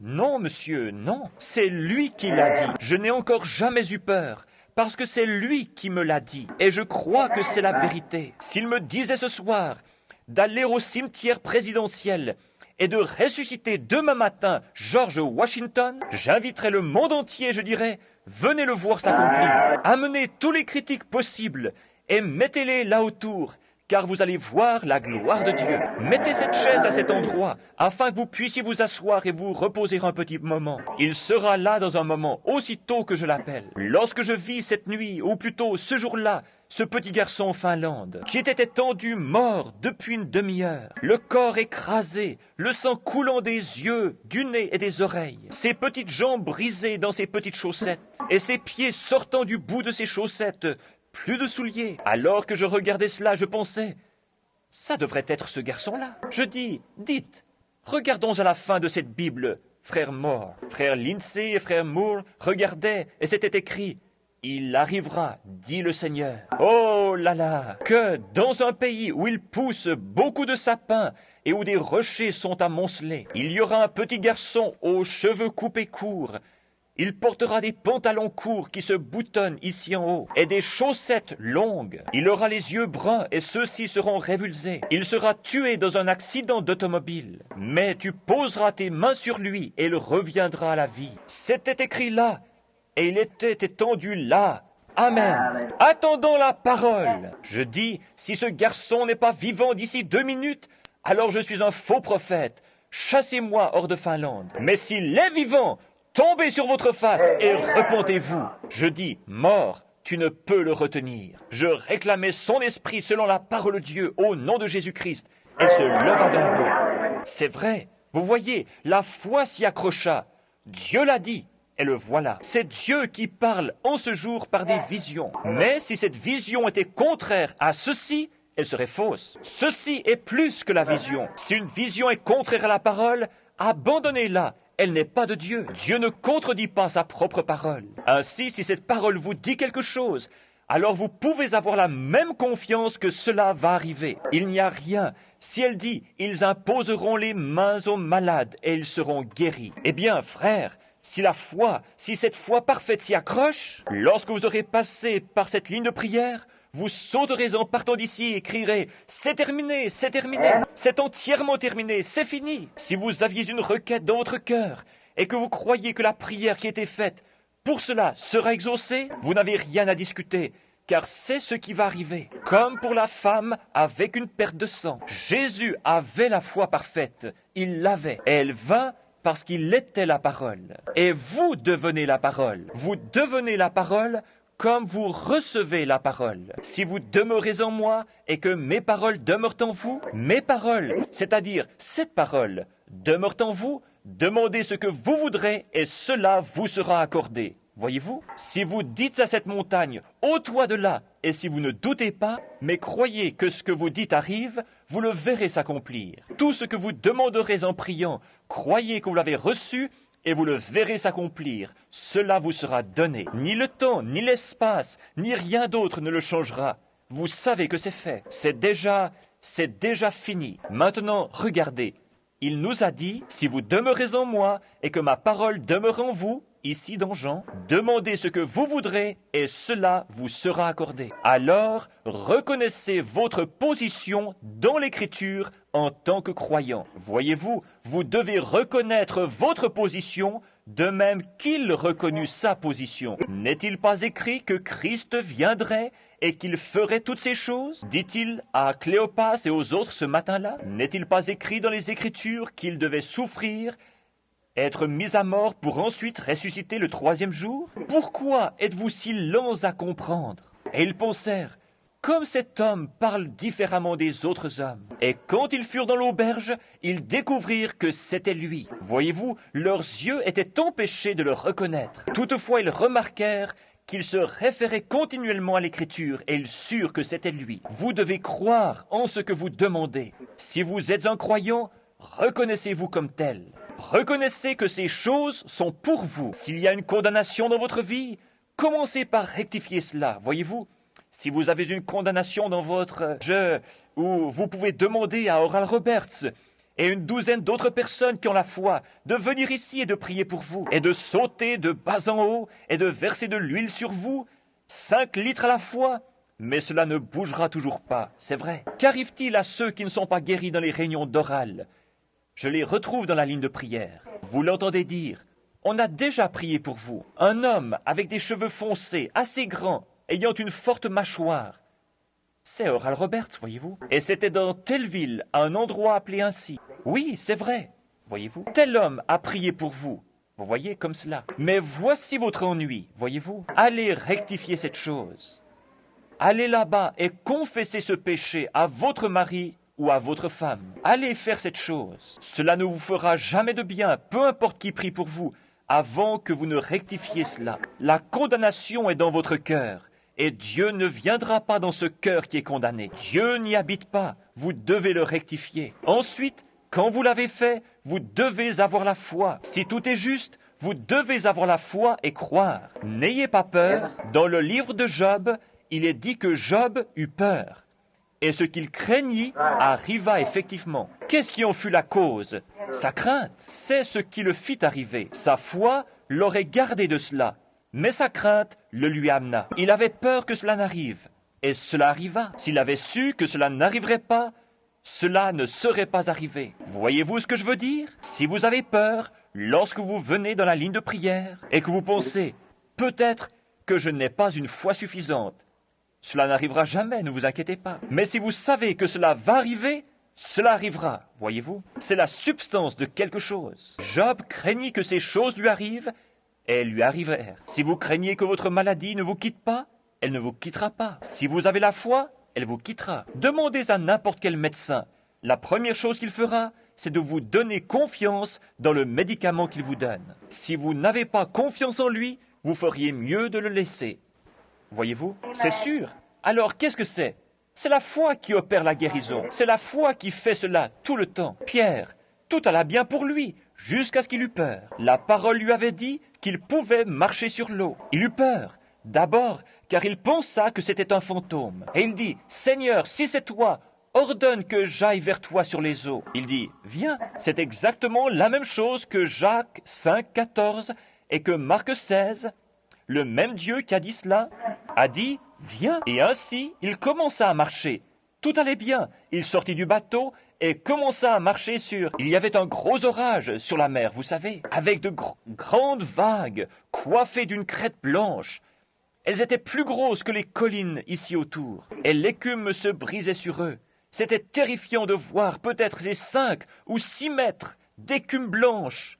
Et ces vagues qui se brisaient. Et ce fut une chose terrifiante pour lui de demander « Seigneur, si c'est toi !» Voyez-vous, il ressemblait à une ombre ou à un esprit. Il dit « Si c'est toi, ordonne que j'aille vers toi sur les eaux. » Jésus lui dit « Viens !» Et il fit un pas et dit « C'est le Seigneur, je vais simplement marcher. » Mais quand il regarda les vagues, il eut peur. Que se passa-t-il dans son esprit? Premièrement, il pensa « Je vais marcher, parce que la parole m'a dit de marcher. » Et ensuite, il regarda à ses... il regarda à ses symptômes. Il regarda et vit la grosseur de ces vagues, et il eut peur. Et aussitôt, il s'enfonça. Voyez-vous? Ce qu'il craignit arriva. Ce qu'il crut arriva. Quand il crut qu'il pouvait marcher, il marcha. Quand il eut peur, malgré sa croyance, alors sa substance le quitta. Le voyez-vous? Il professait toujours sa foi, mais il n'avait pas la substance. La substance aurait passé par-dessus cette vague et aurait été directement vers lui, s'il avait eu la foi parfaite. Voyez-vous? Mais il ne l'avait pas. Il pensait qu'il l'avait. Il l'avait au début. Il était prêt à se hasarder en dehors du bateau. Le Seigneur m'a dit de le faire. Cela doit arriver. Il sortit donc du bateau et s'en alla. Il ne pensa jamais aux vagues et combien elles étaient contraires. Cela ne lui vint jamais à l'esprit. Maintenant, quand vous commencez à penser... Maintenant, attendez, vous savez, j'ai été malade si longtemps, Stop! Vous feriez mieux de retourner sur le bateau, voyez-vous? Voyez-vous? Mais quand vous arrêtez de penser à cela, Abraham ne considéra point que son corps était déjà usé, et que Sarah n'était plus en état d'avoir des enfants. Il ne pensa pas à cela. Il ne le considéra même pas. Cela ne lui vint même pas à l'esprit. Il ne le considéra même pas du tout. Il considéra seulement ce que Dieu avait dit et il alla de l'avant. Aussi longtemps que Pierre fit cela, il marcha. Mais Jésus vivait dans un monde que personne ne connaissait. Il était une personne étrange. Il vivait dans un monde de foi parfaite, dans le Dieu parfait dans lequel il était. Si nous vivions comme des chrétiens, avec une foi parfaite, nous serions des mystiques pour le monde. Les gens ne vous comprendraient pas. Vous marcheriez dans l'esprit. Ce que l'esprit dirait, vous le feriez. Ce qu'il interdirait, vous ne le feriez pas. Alors les gens commenceraient à dire, vous seriez une personne mystique pour eux. C'est ainsi pour tous les croyants, ils sont des mystiques. Les gens ne comprennent pas, parce qu'ils vivent dans un monde à eux. Jésus vivait dans un monde que personne d'autre ne pouvait toucher. Les disciples ne pouvaient pas le comprendre. Quand il leur parlait, il disait ensuite, « Tu parles par énigme. Nous ne comprenons pas ceci. Comment cela peut-il être ?» Voyez-vous, il n'était pas dans le monde dans lequel il vivait. Il ne pouvait pas le comprendre. Personne ne pouvait le comprendre. Ainsi, quand un homme vit par la foi et marche par la foi, je veux dire la foi en tant que substance, il est isolé du monde entier et devient une nouvelle créature en Christ. Maintenant, vous arrivez dans la matière pour l'épouse. Voyez-vous, maintenant vous arrivez dans la condition nécessaire pour l'enlèvement. Cela veut dire que chacun d'entre nous, pas seulement le pasteur, les diacres ou les administrateurs, mais aussi les laïcs, chaque individu marche dans un monde avec Dieu seul. Vous êtes baptisés dans ce royaume, et il n'y a personne là, si ce n'est vous et Dieu. Voyez-vous, il donne les ordres et vous les exécutez. Quoi qu'il dise, il n'y a nulle part l'ombre d'un doute. Vous continuez votre marche. Si le Seigneur dit ceci, il n'y a personne au monde qui puisse vous en dissuader. Vous continuez à avancer de la même façon. Maintenant, vous arrivez à cette foi parfaite, une parfaite perfection qui ne peut faillir. Cette foi-là ne faillit jamais. Oui, il était un mystique pour eux, avec sa foi parfaite. Et c'est comme ça maintenant. Ceux qui ont la foi parfaite sont des mystiques pour les autres. La Bible nous enseigne de résister au diable et il fuira loin de nous. Lui résister, c'est simplement le repousser. Lui résister, c'est vous éloigner de lui. Si Dieu vous a dit une certaine chose, peu importe ce que le diable essaie de vous dire, vous ne l'écoutez même pas. Vos oreilles sont sourdes à tout, sauf à ce que l'Esprit dit. Voyez-vous, que celui qui a des oreilles entende ce que l'Esprit dit aux églises. Celui qui possède un poste d'écoute capte ce que l'Esprit dit aux églises. Voyez-vous, ce que Satan dit, je ne peux pas, cela n'a rien à voir.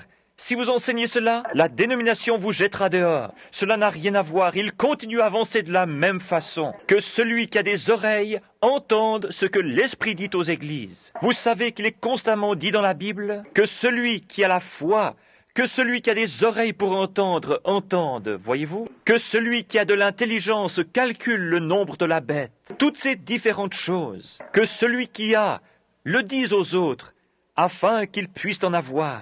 Et c'est de la foi que nous parlons maintenant, la foi que vous devez avoir, cette foi parfaite, cette foi qui dit oui. Il n'y a rien qui puisse dire non lorsque Dieu dit oui. Voyez-vous, quand il dit oui, c'est oui, et rien ne peut vous l'enlever. Avec sa foi parfaite, il était très étrange, et le diable ne resta pas autour de lui très longtemps. Nous avons eu cela dans la leçon ce matin. Lorsqu'il vint en bluffant avec sa grande conception intellectuelle pour narguer Jésus, il découvrit qu'il avait touché une ligne de courant de 10 000 volts. Et cela le jeta de nouveau en arrière. Oui, monsieur. Et il dit, il est écrit, l'homme ne vivra pas de pain seulement. Chut.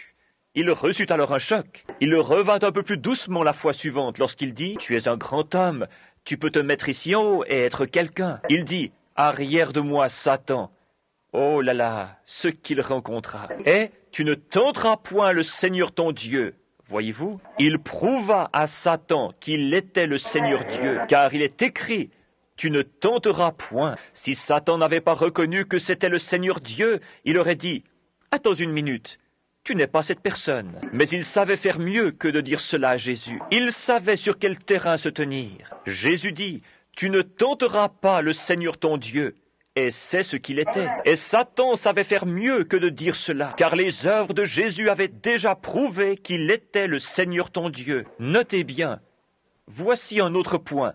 La foi parfaite a la maîtrise de toutes les circonstances. La foi parfaite maîtrise toutes les circonstances. Peu importe ce que c'est, elle le maîtrise. Maintenant observez, quand vous croyez quelque chose, ou que vous faites quelque chose, et que vous avez foi en ce que vous faites, peu importe ce que sont les circonstances, elles n'ont rien à voir avec cela. Voyez-vous, elle maîtrise ces circonstances. Si c'est dans une chambre de malade et que le Seigneur est révélé que cette certaine chose va arriver, vous le dites et vous allez de l'avant. Oh, est-ce que...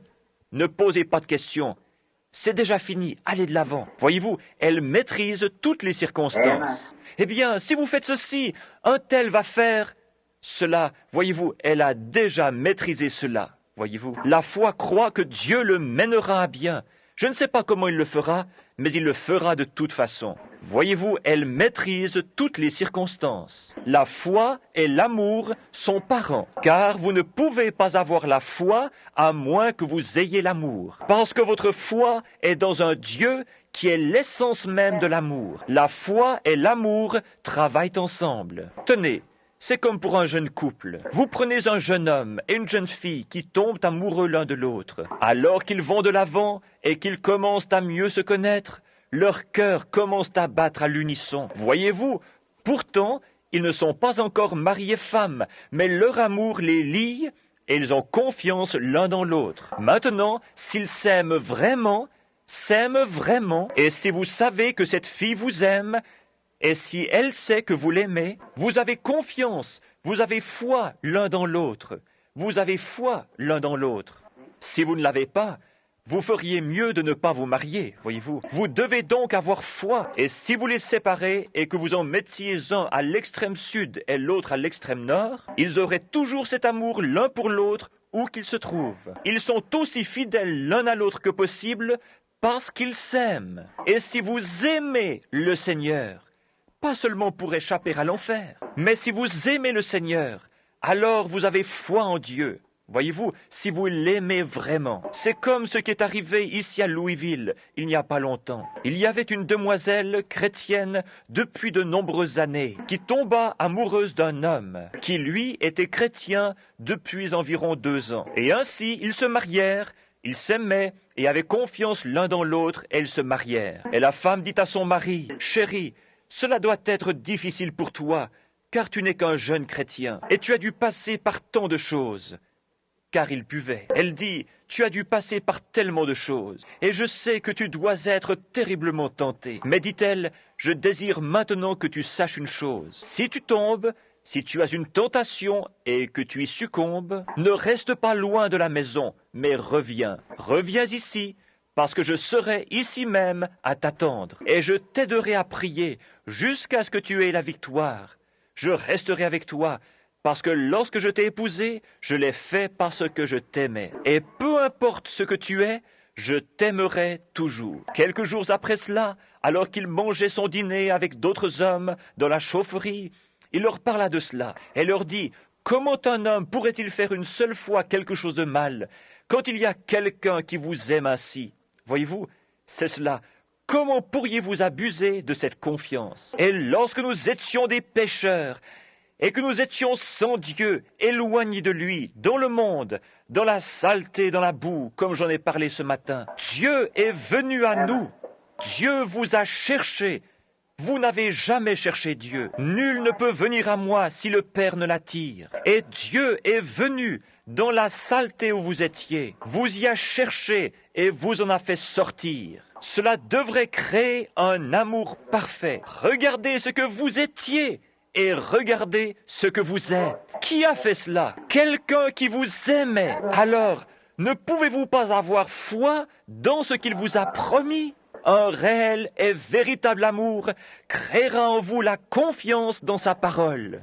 Il m'a pris alors que je n'étais rien, et je ne suis toujours rien, mais je suis dans sa main. Il m'a pris et il m'a aimé alors que j'étais repoussant. Il vous a aimé alors que vous étiez repoussant.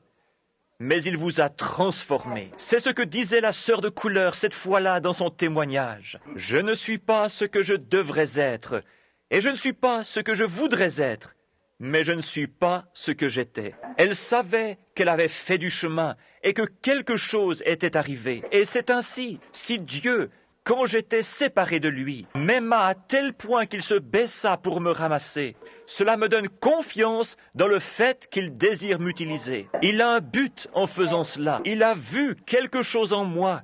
Il a vu quelque chose en vous. Il avait une raison de vous sauver. Regardez les gens qui ne sont pas sauvés aujourd'hui. Regardez les millions qu'il aurait pu prendre à votre place. Mais il vous a pris, vous. Amen. Personne ne peut prendre votre place. Amen. Vous êtes dans l'économie de Dieu. Personne ne peut le faire. C'est son amour envers vous. Alors votre amour ne va-t-il pas s'élever de nouveau vers lui? C'est là une affaire d'amour. Peu importe la situation, les circonstances sont maîtrisées par cet amour qui crée la foi. Quand Dieu vous aime et que vous aimez Dieu et que vous vous aimez l'un l'autre, cela apporte la foi. Très bien. Alors, rien ne peut empêcher que cela produise exactement ce que Dieu a promis de faire. Maintenant, regardez. La foi parfaite est pure, aussi pure que l'amour, voyez-vous. Lorsque vous aimez quelqu'un et que vous avez de l'amour pour votre mari ou pour votre femme, il n'est pas nécessaire que quelqu'un vienne vous dire que vous ne le faites pas, parce que vous le faites et vous le savez. Maintenant, si je vous demandais, comment pouvez-vous prouver que vous le faites? Oh, je le prouve par la manière dont je vis vis-à-vis de lui, voyez-vous. Je suis une épouse fidèle et honnête. Je suis un mari loyal et honnête. Et cela prouve que j'aime ma femme ou que j'aime mon mari. Voyez-vous, votre vie prouve ce que vous êtes. C'est ainsi pour le christianisme, voyez-vous. Votre foi, vous avez confiance l'un dans l'autre. Cela est pur. Et il y a quelque chose de réel que vous ne pouvez pas montrer à quelqu'un d'autre. Pourtant, vous l'avez et vos actions le prouvent. Et quand vous avez une foi pure et sans mélange, pareil à l'amour que vous avez pour votre compagnon, alors vous le prouvez par la façon dont vous agissez. Vous ne vous plaignez plus car vous savez que c'est accompli et vous allez simplement de l'avant. Peu importe à quoi ressemblent les choses ou ce que quiconque dit, vous savez ce qui est arrivé. Vous savez que c'est fini, tout autant que vous savez que vous aimez votre mari, tout autant que vous savez que vous aimez. Voyez-vous, l'amour et la foi doivent aller ensemble. Ils sont parents, ils aiment. L'amour produit la foi. Lorsque Satan nous tente, nous devons lui résister avec une foi parfaite, dans une parole parfaite, comme le fit Jésus. La parole de Dieu est parfaite. Nous devons avoir une foi parfaite dans cette parole parfaite et résister à Satan. Maintenant, dépêchons-nous et allons aussi vite que possible. Par sa foi, dans sa parole, il est vainqueur. Nous pouvons tout vaincre, à la fois la mort, l'enfer et la tombe. Nous savons que Dieu est Dieu et que, par une foi parfaite, dans une parole de Dieu parfaite, il vainquit tout ce qui entra en contact avec lui. La mort ne pouvait même pas tenir en sa présence. La maladie ne pouvait pas tenir en sa présence. De lui coulait comme des rivières de vertu, et cela coulait constamment.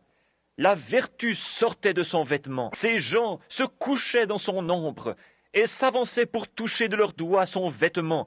Ils étaient guéris. Après que cette femme eut fait cela, tout le monde voulut toucher son vêtement, parce qu'ils avaient vu que de lui sortait constamment de la vertu qui coulait comme des rivières. Il était là, marchant dans un monde avec la foi parfaite, parce qu'il était la parole. Et maintenant, si vous demeurez en moi, au travers de lui, il vous apporta la parole, et que mes paroles demeurent en vous, alors marchez de la même manière, des vertus coulant de vous, les rivières des fontaines de bénédiction de Dieu se déversant sur les gens. Voyez-vous ce que je veux dire? Vous ne le simulez pas, vous ne l'imaginez pas, cela arrive effectivement et vous le voyez. Si vous ne faites que l'imaginer, cela ne fait aucun bien. Mais si c'est réellement là, cela arrive vraiment. Maintenant, observez. Par elle, se tenant là, il put dire, si vous détruisez ce corps, ce temple, je le relèverai en 3 jours. Pourquoi? Il en était convaincu, parce que les Écritures avaient dit que lui, le Messie, le ferait. Je ne livrerai pas son âme au séjour des morts, ni ne permettrai pas que mon bien-aimé voie la corruption. Un prophète à qui la parole est adressée avait dit que cela arriverait, et il savait qu'il était cette personne. Et lorsque Jésus dit « La prière de la foi sauvera le malade » ou « Ils imposeront les mains aux malades et ils seront guéris », vous devez avoir la même confiance parfaite que lorsqu'on m'imposera les mains, je serai guéri. Parce que c'est ce qu'il a dit. Il a dit, si vous détruisez ce corps, je le relèverai. Parce qu'il savait qu'il était le Messie. Je ne permettrai pas que mon bien-aimé voie la corruption. Il savait qu'il était le bien-aimé. Je ne livrerai pas son âme au séjour des morts. Il ne l'a pas fait. Il savait qu'il le ferait. Il avait confiance qu'il était là pour vaincre à la fois la mort et l'enfer. Car il dit, détruisez-le si vous le désirez, et je le relèverai en 3 jours. Oh là là, j'ai le pouvoir de donner ma vie, et j'ai le pouvoir de la reprendre. Il savait qui il était. Vous êtes un chrétien. Vous avez droit à n'importe quelle bénédiction rédemptrice pour laquelle Jésus mourut. Tout cela vous appartient. Cela a déjà été payé. Vous n'avez qu'à le croire. Pas à l'imaginer, mais à le croire. Et vous devez savoir que cela vous appartient et que vous pouvez le confesser. Oh, c'est ça, la foi victorieuse. Savoir cela. Il savait que cela arriverait. Il pouvait prédire que cela arriverait. Parce qu'il savait que cela arriverait. Et quoi qu'il ait prédit, cela arrivait. Maintenant, regardez. Quoi qu'il ait dit, Dieu l'honorait. Pensez-y. Quoi que Jésus ait dit, Dieu le faisait s'accomplir. Ainsi, il savait que ces paroles étaient les paroles de Dieu. Maintenant, regardez, ce passage de l'Écriture nous est présenté à nouveau. Si vous dites à cette montagne, « Oh là là, je le laisse pénétrer un peu, vous voyez, parce que nous allons avoir une ligne de prière. Nous congédierons l'assemblée, ceux qui doivent partir, et nous prierons pour les malades. » Regardez, il savait qu'il plaisait à Dieu. Il savait qu'il n'y avait rien de répréhensible dans sa vie. Dieu avait déjà témoigné de cela lorsqu'il dit « Celui-ci est mon fils bien-aimé, en qui j'ai trouvé mon plaisir. Écoutez-le. » Celui-ci est mon fils bien-aimé, en qui j'ai trouvé mon plaisir, dit-il, le jour de son baptême. J'ai trouvé mon plaisir à faire ma demeure en lui, et rien ne peut le condamner. Maintenant, quand le même Dieu vient à vous, et qu'il trouve son plaisir à habiter en vous, et trouve son plaisir à honorer votre parole, votre décision. Quelle fut la décision de Josué? Soleil, arrête-toi! Et il s'arrêta. Amen. Certainement. Quelle fut la décision de Moïse? Il leva son bâton sur une rivière comme cela et réclama qu'elle s'ouvre. Et elle s'ouvrit. Voyez-vous, c'est ainsi. Quoi que vous demandiez, et si vous dites à cette montagne, ôte-toi de là, et si vous ne doutez pas, voyez-vous, dans votre cœur, mais croyez que ce que vous dites arrive, vous le verrez s'accomplir. Cela vous remet dans la parole. Maintenant, cela n'est pas du petit lait, cela vous y remet. Je sais que cela va peut-être passer par-dessus vos têtes, voyez-vous, parce que cela ne peut s'ancrer. Mais une réelle et véritable foi le saisit en ce moment. Je l'ai vu, mes amis. Voici cette Bible qui est ouverte devant moi. Je l'ai vue arriver et je sais que c'est la vérité. Je sais, Dieu dans le ciel le sait, qu'il se peut que je ne vive pas assez longtemps pour pouvoir finir ce message. Mais je sais que cela est arrivé. Je l'ai vu moi-même. Je suis un témoin de l'accomplissement de cette parole et je sais que c'est la vérité. Vous le dites, puis vous restez là et vous voyez le Créateur créer un être vivant juste devant vos yeux. Vous secouez la tête et vous vous posez des questions. Et ensuite, vous regardez autour de vous et vous le voyez en créer un autre exactement pareil. Parce que vous l'avez dit. Et vous venez par ici et vous dites, il y en aura un autre là. Et vous regardez, et le voilà. Maintenant, ceci est la vérité. Oh, où devrions-nous être? Voilà la foi parfaite. Pas de vision, prononce simplement la parole. Je n'ai jamais vu l'écureuil. Il a simplement prononcé ce certain passage de l'Écriture. Et ce qu'il était est, dis-le et ne doute pas. Et ce que tu as dit sera là. Et j'ai pris Dieu à sa parole. Et il était là, c'est vrai. C'est aussi puissant. Et mes amis, en tant que votre pasteur, c'est aussi puissant que lorsque Josué arrêta le soleil, parce que le soleil était déjà là. Les éléments se déplaçaient et il arrêta leur mouvement. Mais ici, il a apporté quelque chose qui n'était pas là. Il a créé. Je suis si content de connaître le Dieu qui peut un jour prendre la poussière de la terre et sans qu'il n'y ait rien, me rappeler de nouveau la vie, après que j'ai été enterré dans la tombe. Oh là là! C'est cela, ma foi, regarde en haut vers toi, toi agneau du calvaire. Si vous le dites, et si vous ne doutez pas, mais croyez que ce que vous dites arrive, vous le verrez s'accomplir. Voyez-vous, croyez que cela arrivera.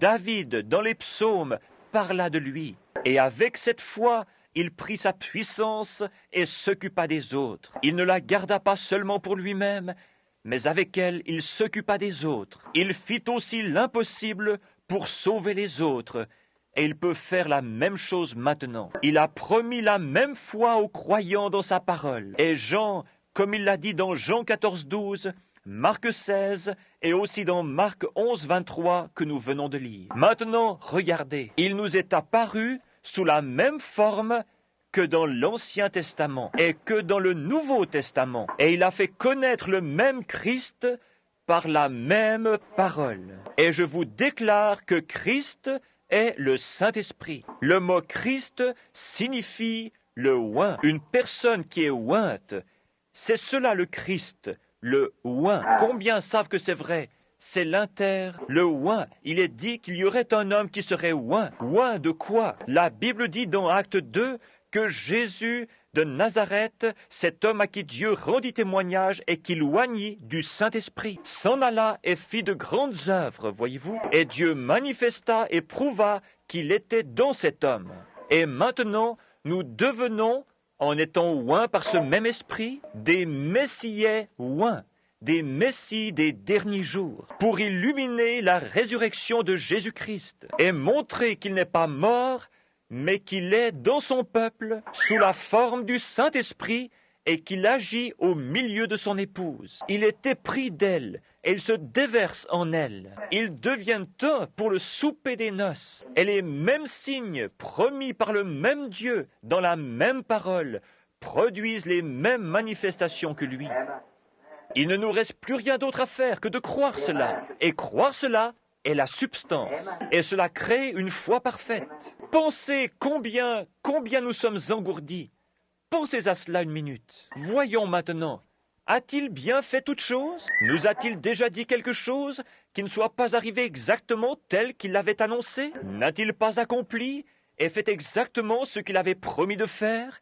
Et la grande colonne de feu n'a-t-elle pas été parmi nous? Ne l'avons-nous pas vue? La science ne l'a-t-elle pas photographiée après qu'il eût été prédit ce qui arriverait? Allant là-bas, et même les journaux et les revues en ont parlé et ont montré cela, alors que ces choses avaient été annoncées des mois avant qu'elles n'arrivent. N'a-t-il pas opéré exactement de la même façon que dans l'Ancien et dans le Nouveau Testament? Et c'est exactement le même Saint-Esprit vient et discerne, et la parole de Dieu est vivante et plus pénétrante qu'une épée à deux tranchants. Elle discerne les pensées et les intentions du cœur. N'est-ce pas vrai?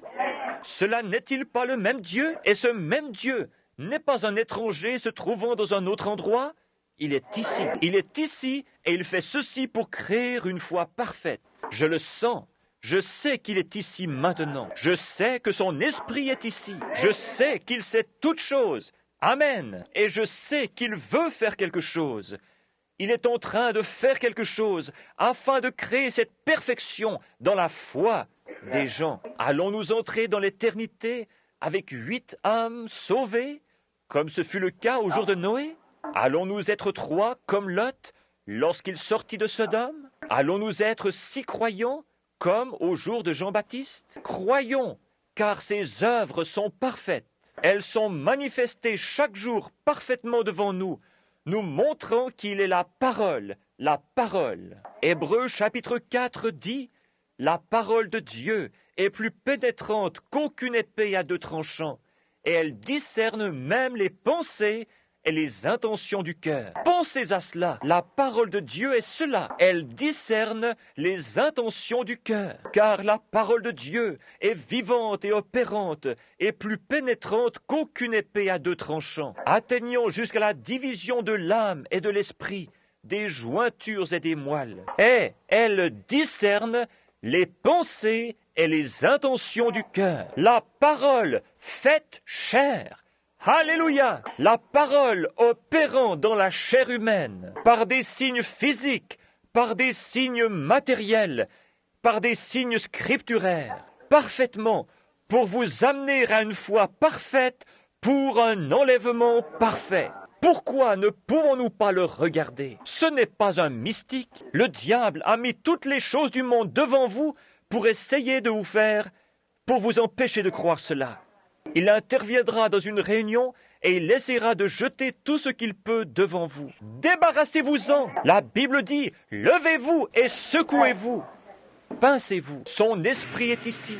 Il vous connaît. Vous avez une chose à faire, c'est de croire cela, d'accepter cela. Il vous connaît. Le croyez-vous? Il sait ce qu'il y a en vous. Il sait ce que vous êtes. Il sait ce que vous désirez. Il sait de quoi vous avez besoin.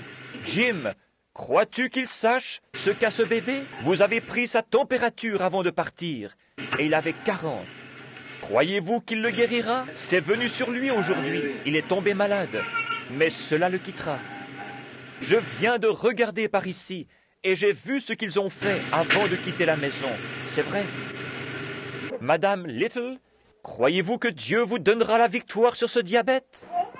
Il y a une dame qui est assise à côté de vous. Je ne vous connais pas, mais l'esprit est sur elle. Ce qui la tracasse, c'est qu'elle a un enfant qui doit être opéré d'un œil. Elle est de Chicago. Vivante, opérante, plus qu'aucune épée à deux tranchants, elle discerne. Qu'est-ce? La parole. Croyez-vous cela?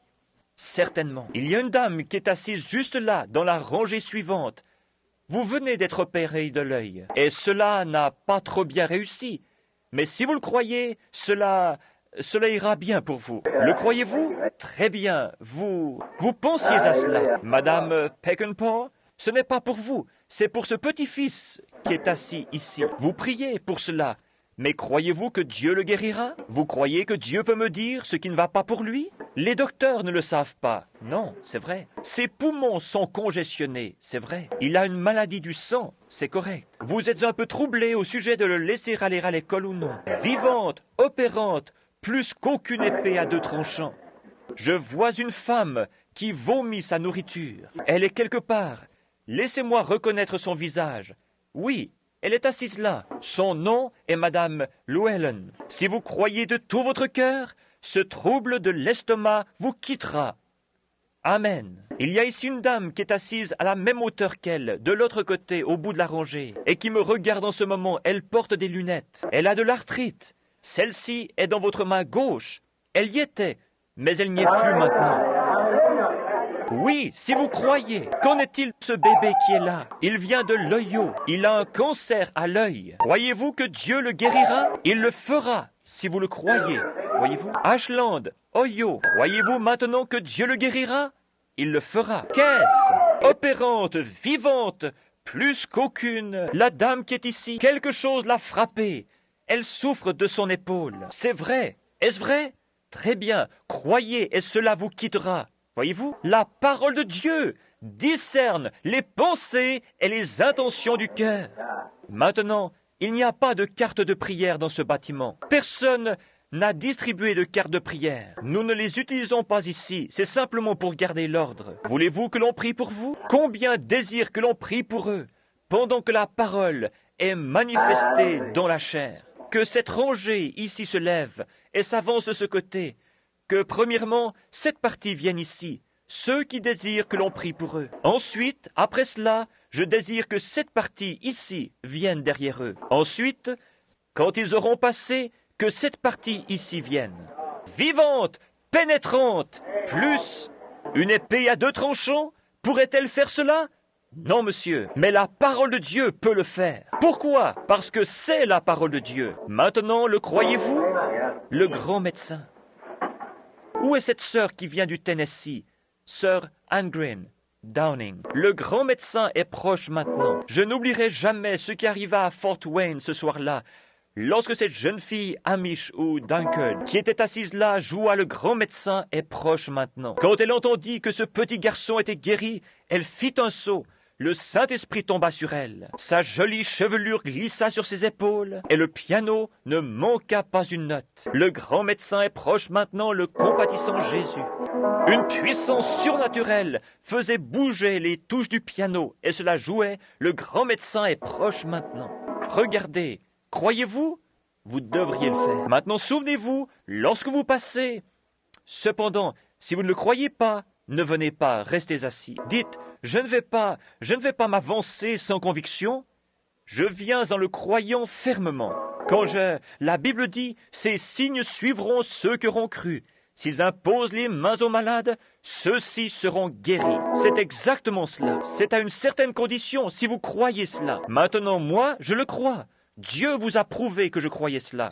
Voyez-vous, il manifeste sa parole pour montrer que c'est sa parole. L'accomplissement de l'Écriture le démontre. Maintenant, croyez cela quand vous passerez par ici. Voulez-vous le faire? Et alors que je vous impose les mains? C'est exactement ce que la Bible a dit. As-tu ici l'huile pour l'onction, frère Neville?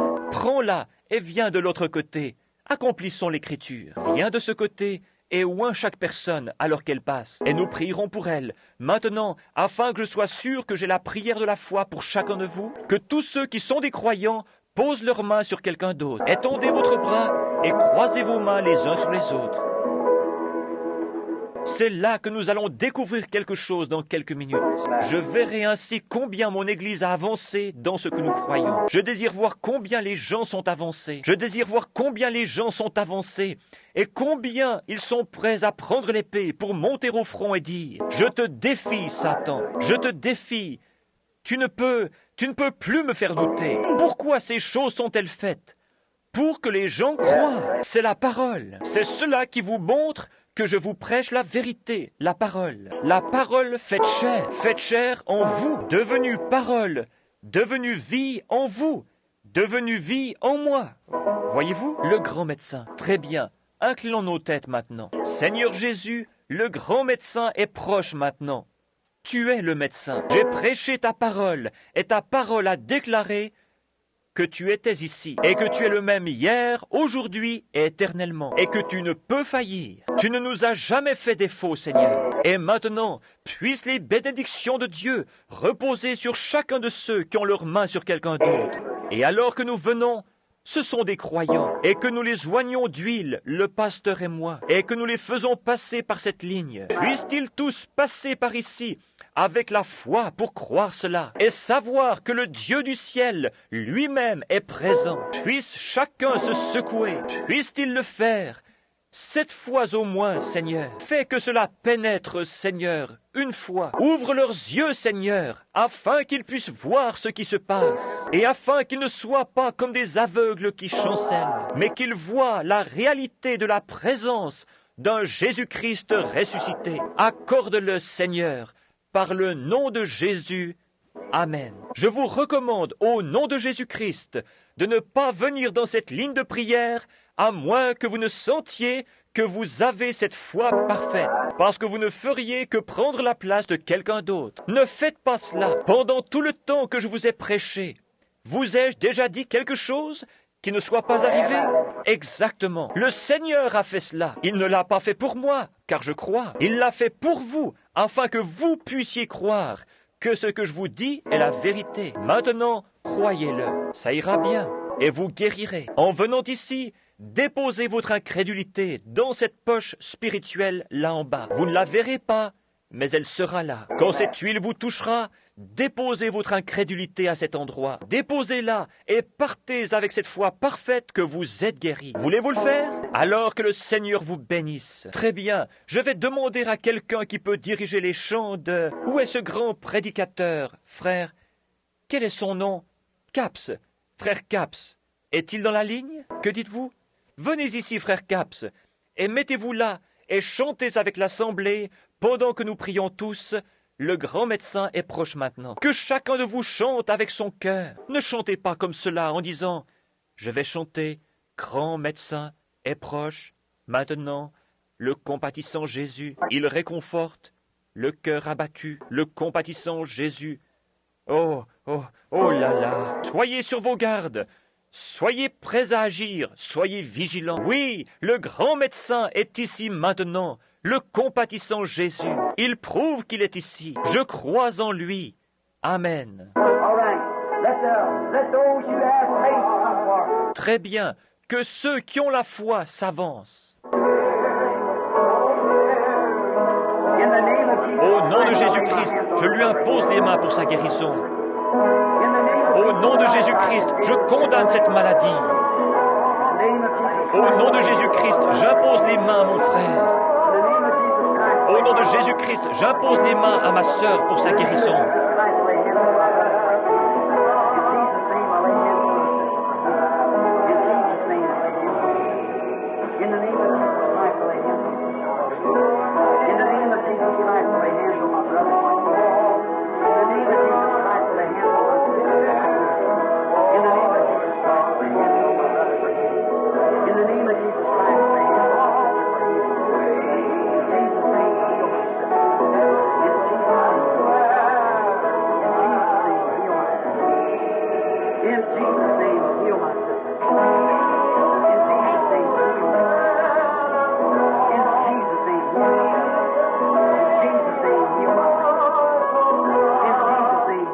Au nom de Jésus-Christ, guéris mon frère.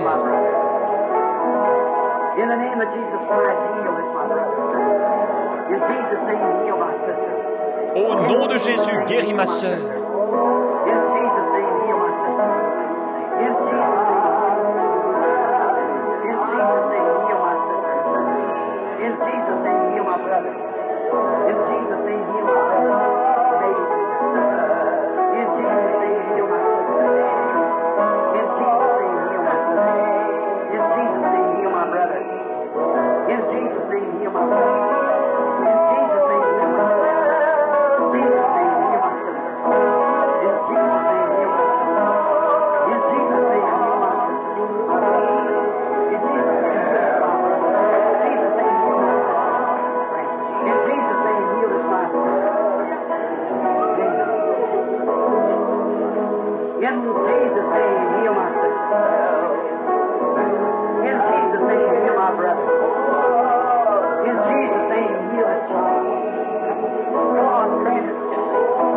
Jésus, guéris cet enfant. Oh Dieu, accorde-le. Au nom de Jésus, guéris mon frère.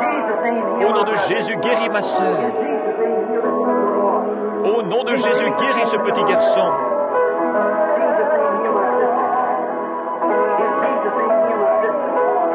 Au nom de Jésus, guéris cette petite fille.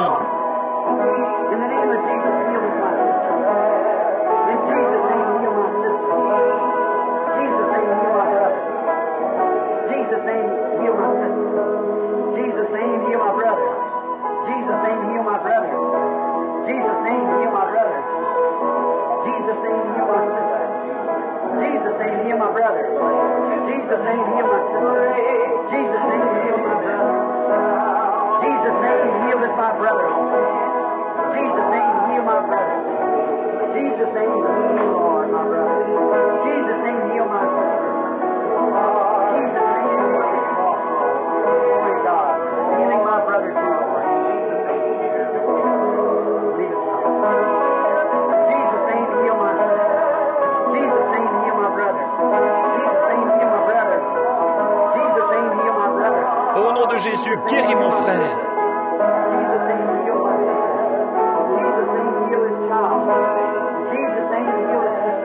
Au nom de Jésus, guéris cette sœur.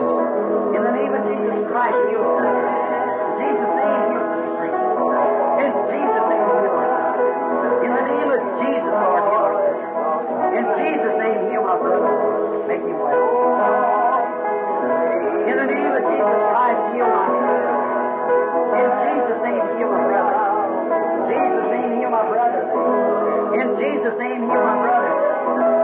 Jesus' name, heal my sister. Jesus' name, heal this one sister. In Jesus' name, heal this little girl. In Jesus' name, heal my sister. Jesus' name, heal my brother. Jesus' name, heal my sister. Jesus' name, heal my sister. Jesus' name, heal the child. Au nom de Jésus, guéris cet enfant. Guéris l'enfant, Seigneur, au nom de Jésus.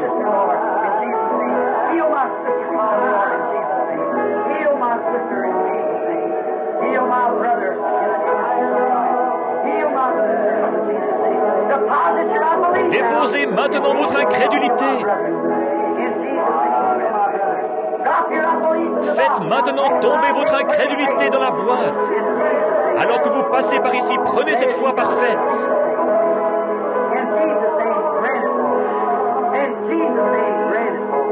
Au nom de Jésus, accorde-le, Seigneur.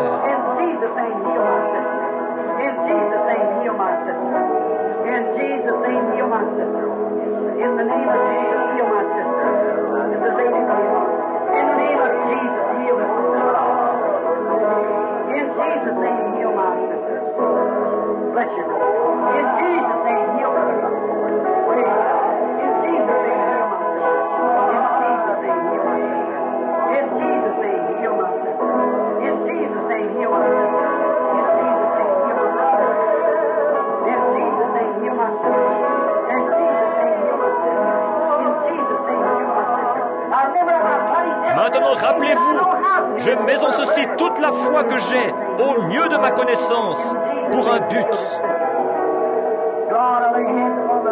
Oh Dieu, j'impose les mains à ce bébé. Il sera alors guéri au nom de Jésus.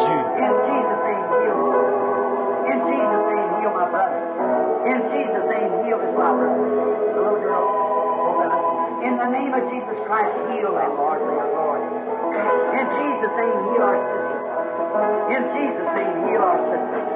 In Jesus' name, heal my brother. In Jesus' name, heal my sister. In Jesus' name, heal my brother. In Jesus' name, heal my sister. In Jesus' name, heal my sister. Jesus, heal my little brother. In Jesus' name, heal my sister. In Jesus' name, heal my sister. In the name of Jesus Christ, I ask for her healing. In Jesus' name, heal my sister. In Jesus' name, heal my little brother. In Jesus' name, heal my sister. In the name of Jesus Christ, heal my sister. In Jesus' name, heal my sister.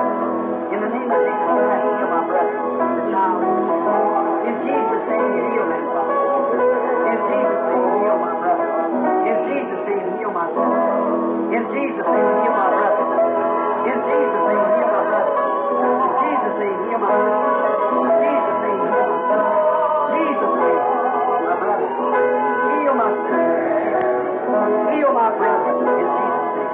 Heal my sister in Jesus' name. Heal my sister in Jesus' name. Heal my sister in Jesus' name. Heal my sister in Jesus' name. Heal my sister's request, Lord, for her nephew in Jesus' name. In Jesus' name, heal my sister. In Jesus' name, heal our brother. In Jesus' name, heal our brother, Lord. In the name of Jesus Christ, heal our sister. In Jesus' name, grant his request. Au nom de Jésus, accorde sa requête.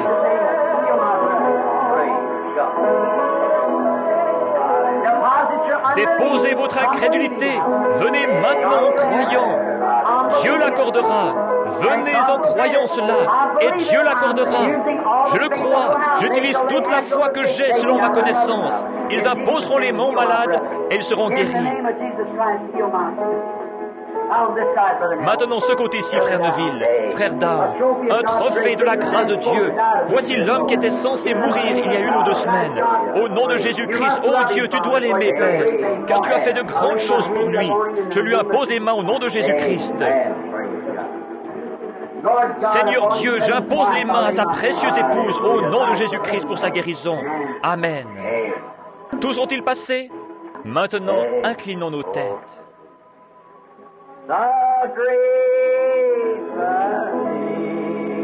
Le grand médecin est proche maintenant.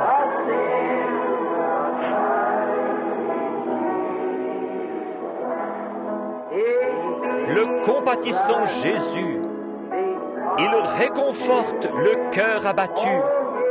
Oh, entendez la voix de Jésus.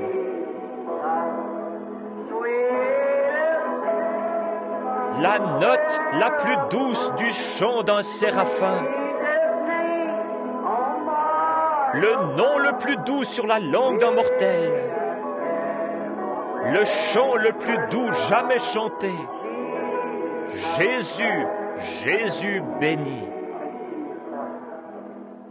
Savez-vous ce que je vous ai fait?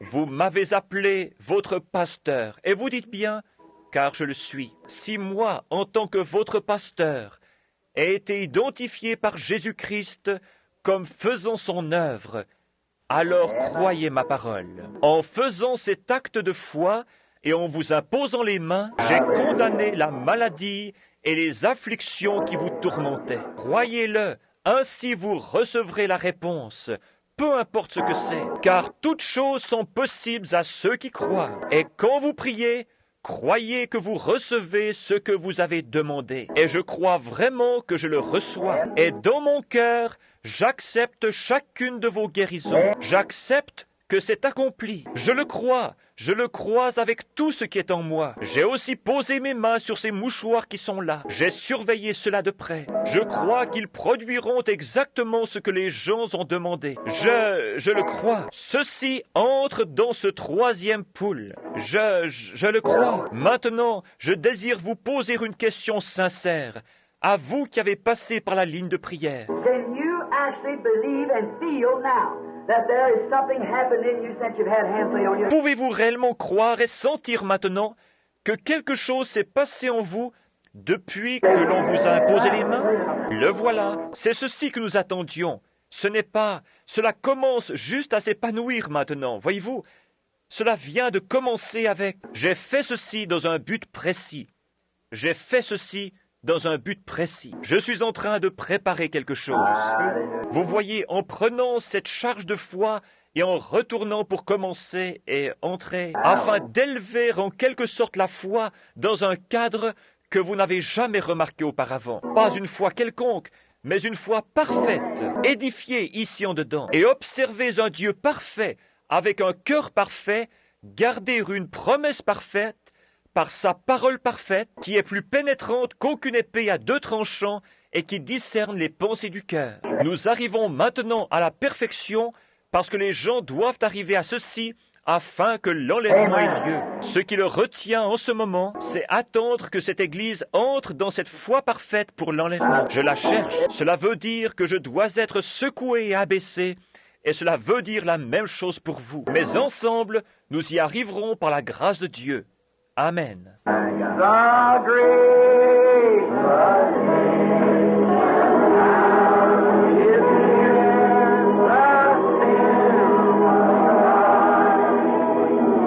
Seigneur Jésus, fortifie mon cher frère pasteur. Seigneur, puisse ton Saint-Esprit guérir à jamais ce pasteur et le garder en bonne santé et fort pour le service auquel tu l'as appelé, au nom de Jésus.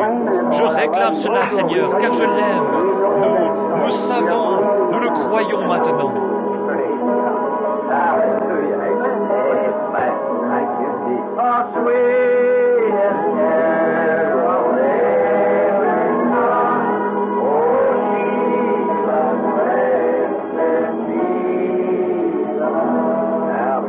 Ne l'aimez-vous pas? Pensez qu'ici maintenant, un travail a déjà commencé dans votre corps pour votre guérison, parce qu'il a promis que cela arriverait. Et maintenant, avez-vous saisi ce que j'ai dit ce soir? En avez-vous trouvé la clé? Si vous dites à cette montagne, voyez-vous, ne doutez pas, mais croyez que ce que vous avez dit, maintenant regardez, en moins de 5 minutes, chaque main s'est levée, montrant ainsi qu'une œuvre avait commencé en eux présentement. Oh là là, le voilà, c'est cela. Qu'est-ce? La présence du grand médecin. Oh, levons nos mains vers Dieu et chantons-le de nouveau.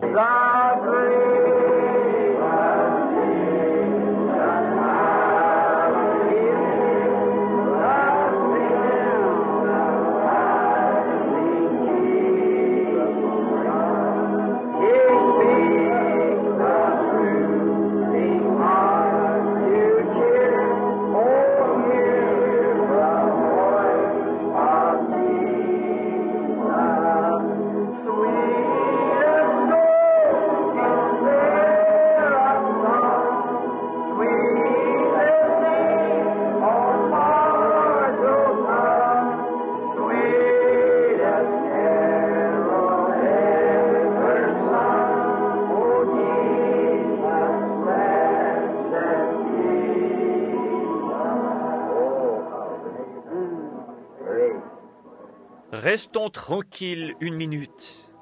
Let's just worship Him in our heart. Adorons-le dans notre cœur. Pensez-y. Il est ici.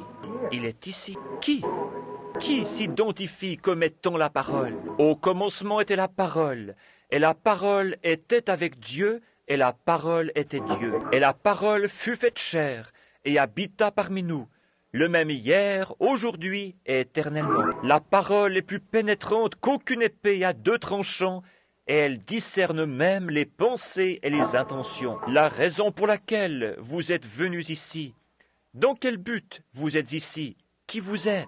Elle a identifié que Jésus-Christ était le Messie. Et aujourd'hui, elle identifie qu'il est le même Messie hier, aujourd'hui et éternellement. Le grand médecin qui est ici a dit, « Ces signes suivront ceux qui auront cru.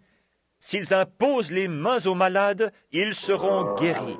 Et si vous dites à cette montagne, « ôte-toi de là », et si vous ne doutez point en votre cœur, mais croyez, s'il peut créer des écureuils, qui ne peuvent croire en aucun cas, ni n'en ont la faculté. C'est ma propre foi qui sort et fait cela. Ma foi dans ce qu'il m'a poussé à demander. Il m'a incité à le demander, et j'ai accepté son défi.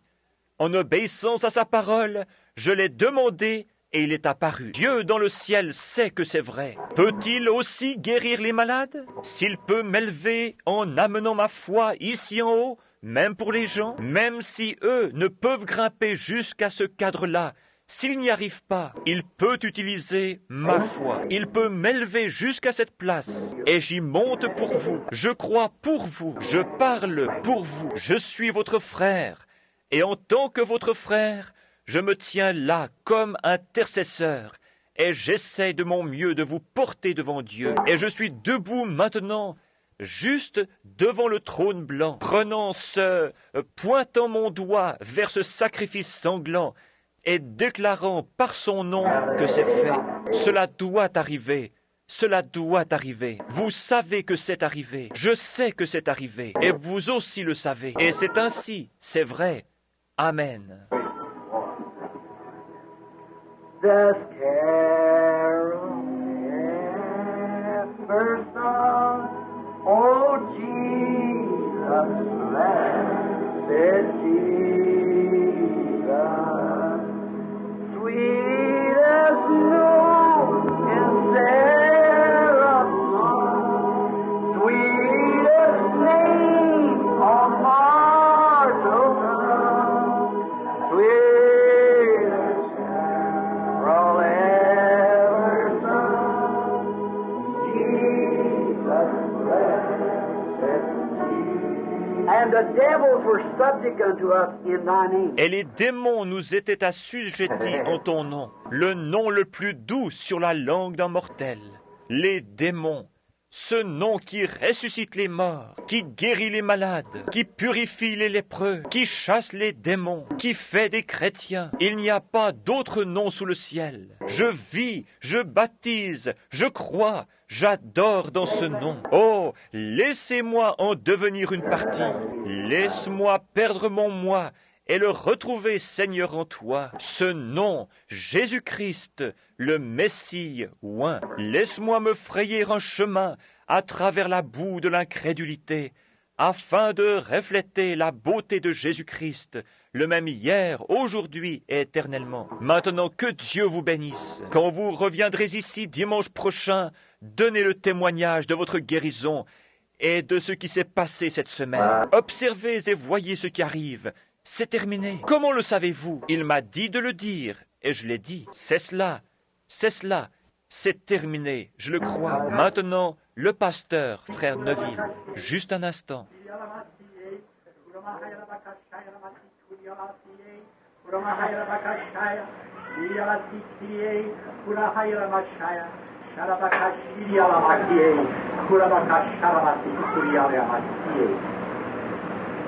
Is not my word real in the hearts of those to whom I will reveal it, saith the Lord thy God?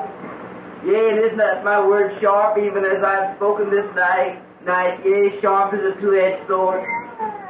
Yea, I say unto thee, my arm is not sharpened that I cannot hit. heal. And yea, my ear is not dull that I cannot hear thy prayer, saith the Lord thy God. Yea, look ye unto me, and know that that shall be performed which I have promised unto thee, saith the Lord thy God. Yea, know ye, that the truth was spoken unto thee this night. Yea, and the miracles that I have promised thee, are already taking place. Yea, they are coming to pass, saith the Lord thy God. Know ye, and let this word be confirmed in thy heart, that I have dealt with thee and shall deal with thee, saith the Lord. Blessed be the name of the Lord. Let us raise our hands and worship Him in the Béni soit le nom du Seigneur. Levons nos mains et adorons-le une minute.